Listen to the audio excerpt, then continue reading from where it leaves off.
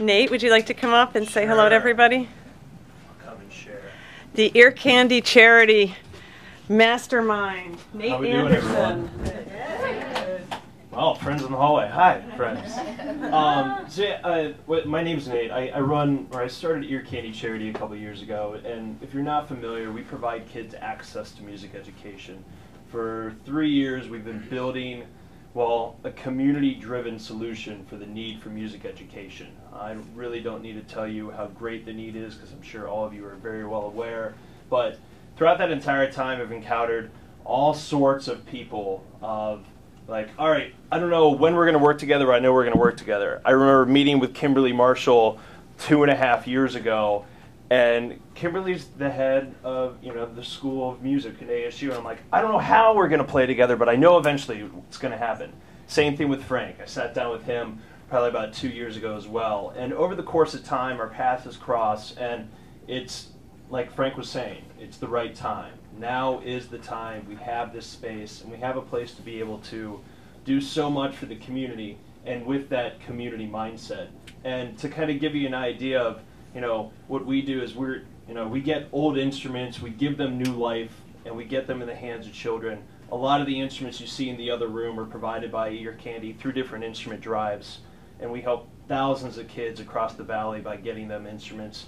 We launched some after-school music programs that James mentioned about. We've got one up at the Scottsdale Library. We'll be doing a lot more programs here in this space and in collaboration with ASU and a lot of the students that are going through the programs here. And then we do some really cool beyond the classroom experiences where we're giving kids a different aspect to music education. And now we finally get to hit a lot of different audiences that we've never been able to impact before. And they're all coming here to this facility. They're being serviced by music therapists and the great clinic that's upstairs. And beyond excited to be a part of this, beyond excited to be expanding the Ear Candy mission and serving so many other children and adults and just people in need that, we're all kids at heart. We all need music and we all gravitate to it. And what a better place than here. All these fantastic people coming together, like-minded, with the same intentions. And I can tell you, it's been 3 years of running Ear Candy out of my personal townhome. It's fantastic to have a home. And not only a home, but, we've only been here a short amount of time, and it's home. Like, it's awesome. Like, every day the energy is here is just amazing because everyone is here for the right reason. So thank you, ASU. Thank you so much, Robin and Frank. Frank, especially for making this happen. Thanks so much to Remo for the support. And we're at the tip of the iceberg. This is beyond exciting. Like, I always feel like Ear Candy, like we're just getting started, but here, like, we're really just getting started. So we just hung artwork yesterday. So welcome home. It's great. So it's great to be here.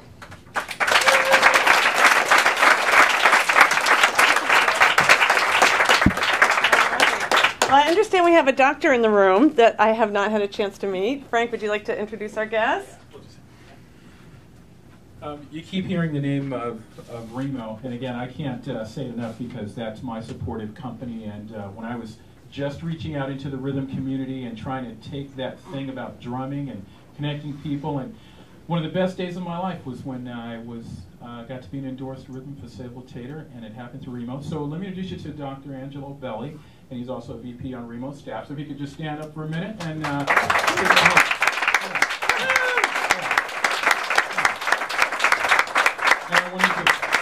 I wanted to do that to recognize the company and someone at his role as a VP with the company, because it's important. A lot of companies don't reach out and live the meaning of community. So Angelo, thanks for being great and for being here today. Yeah. Thank you. Okay, and our last very special guest today, before the ribbon-cutting extravaganza, is going to be Kimberly Marshall, Director of the School of Music.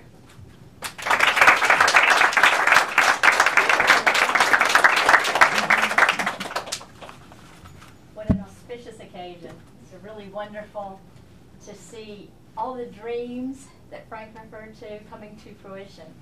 And I'm especially gratified by the timing of this event. You all know that with the current economic climate, most schools of music around the country are cutting programs. Programs that are needed all the more because of the current economic climate. This is the horrible downward spiral that we're experiencing. Well, not here. Can you imagine expanding a music therapy program with this economy? I mean, I am the envy of every dean and director across the country, and it's a great tribute to the work of Robin Rio and Barbara Crow.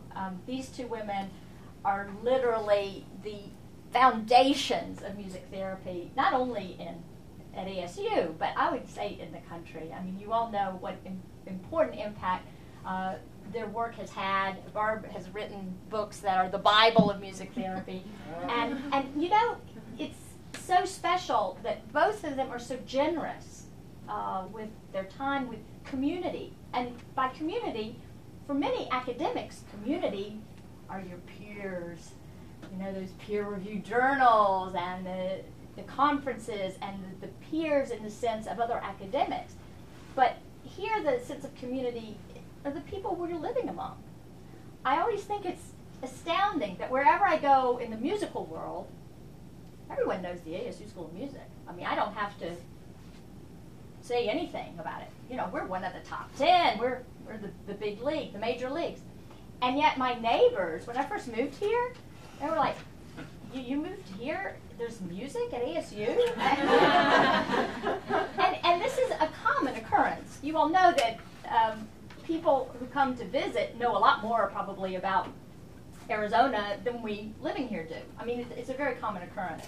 And yet, what I think is so special about the music therapy program that we have is that it's all of those things. It's the people next door to us, it's the people in the Valley of the Sun, it's the whole nation, and the experts in music therapy, that peer group as well. So that the things that are happening here are disseminated on an international level and really helping people all over the world, especially as new discoveries are made, as research is being done, and as the benefits of music therapy become more widely known. So this day is really important for a lot of reasons, and of course we're just thrilled to have all of you here. I can remember meeting with both Nate and Frank, kind of dreaming and just hoping, and administrator that I am, I have to say there was a cynical part of me. It's like, this is never going to happen. But that's not really who I am. I mean, I'm actually a great idealist and optimist at heart. But I tell you, you all could persuade anybody of anything. I mean, I'm so glad you left the corporate world, Frank, because we need people like this with all the right priorities, all the right goals, and just the energy and dedication. You all know, I know I'm preaching to the choir here, how much time and effort it takes. And in the face of a lot of adversity and naysaying, you've managed just to pull off something really incredible, and it's a legacy. I mean, we're talking about the fruition of all these dreams, but actually, of course, today is just the beginning. Mm-hmm. As Nate said, I mean, we're just at the tip of the iceberg now. And so there's the work to be done, and you're all part of this community. So let's go spread the wealth and make sure that this new program becomes one of many in the world, and a real model, always thriving, always welcoming, and always sharing the fruits of what we learn here. Thanks for being here.